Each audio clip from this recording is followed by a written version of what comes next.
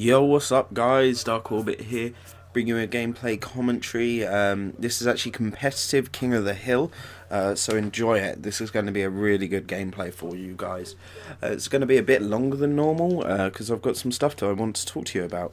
Basically, about the Olympic Games, the opening ceremony. I watched it last night and it was really good. Had a very good vibe about it. To be honest, I'll explain to you what happened. It all started off with the whole stage. It was covered in grass, it was fields, cottages, like a very traditional English kind of scenery. And then Benjamin Isambard Brunel, a very famous engineer in English history, came on, and he was one of the main people who instigated the Industrial Revolution. So all these people came marching on, picked up this fake grass, took away, and then these towers popped out of the ground like big industrial smoking towers, and basically they smelted together the Olympic rings up in the air in the middle of the stadium, and that's when it started to get good, really. They smelted the rings, and all this, like, it looked like melting metals fell off it. It was obviously like pyrotechnics. The pyrotechnics were amazing. I'll get into them in a minute. But then it had a little break where they kind of changed the stage or did whatever. There was a little advert. I think that was more to do with advertising than anything. But that doesn't really matter, does it? So then it cut to a little cutscene where basically Daniel Craig and the Queen were walking through the palace, and they get into a helicopter. And then they make their way to the Olympic Stadium and then skydive out. I thought that was quite funny, to the James Bond theme tune. I thought that was very good because James Bond is very iconic English. Bit of a ladies' man, you know what I mean. But the humour was actually really good. They actually had Mr. Bean show up. What's his name? Rowan Atkinson, I think I said that correctly. He was actually playing with the Philharmonic Orchestra as a bit of a joke in the background to that song. Oh fuck, I can't even sing it. Like the slow motion song that they always play for races, and it's always really dramatic. I don't know what the song's called, but basically, yeah, that was quite funny. I'll find the song and then I'll put it in the video right there where I couldn't remember it. But he had to just play one note over again, got bored, tried to do a tweet and sneezed everywhere, and he's still having to play the note, so he gets an umbrella to get to his bag. And like, classic Mr. Bean, basically making a cock up of everything. And then they produced a lovely memorial to kind of Great Ormond Street. If you don't know what Great Ormond Street, I'm very glad to know what they are, and they helped out very much. Great Ormond Street is a children's hospital in the middle of London. And that's where, I think, what's his name from The Apprentice?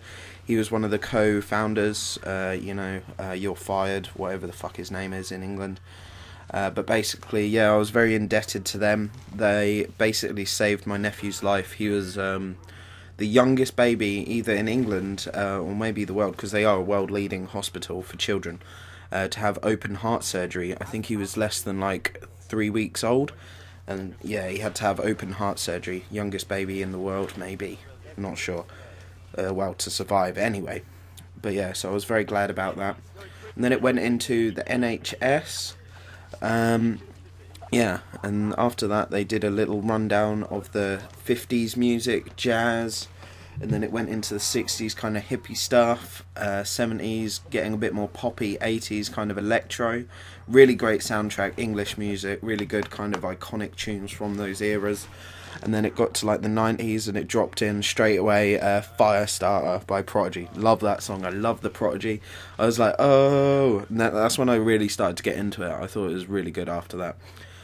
Dizzy Rascal played, and they also had the inventor of the internet, English guy called, I don't even know his name. He should be more famous than he is. I didn't actually realise that Englishman invented the internet, because that's pretty mental, really.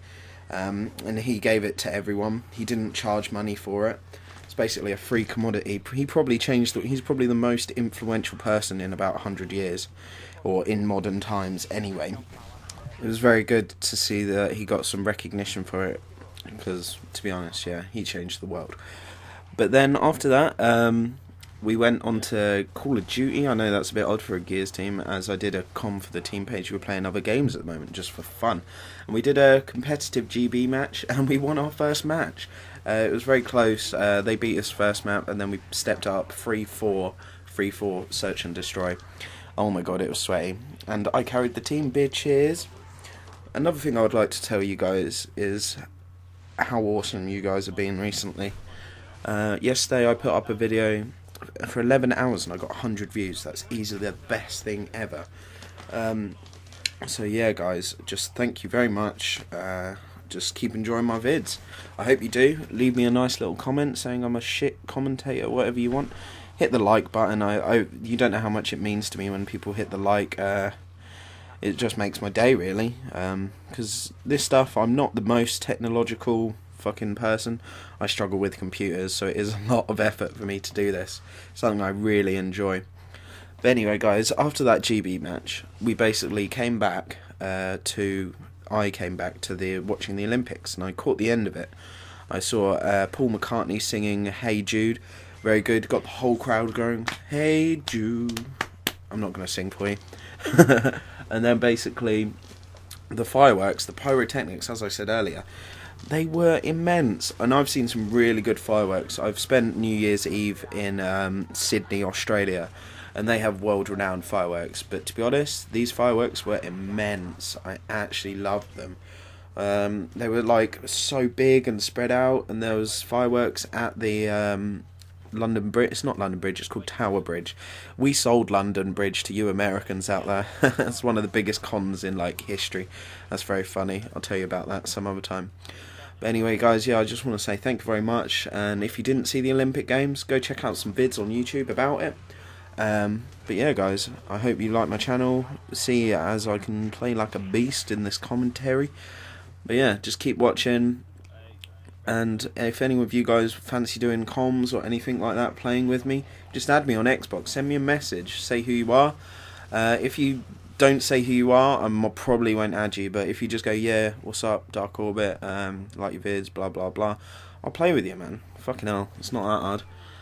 But anyway guys, this gameplay's coming to an end right now. We got a nice little point lead. I've got set up on Ink Hut. Yeah, he can't do shit against me. But as you can see, I hope you enjoyed this gameplay. Very sweaty, and we fucking banged them 210-40. So, once again, love you guys. It's been Dark Orbit, and peace out. Do the humans actually hope to survive much longer? My use shadows. As if you play execution.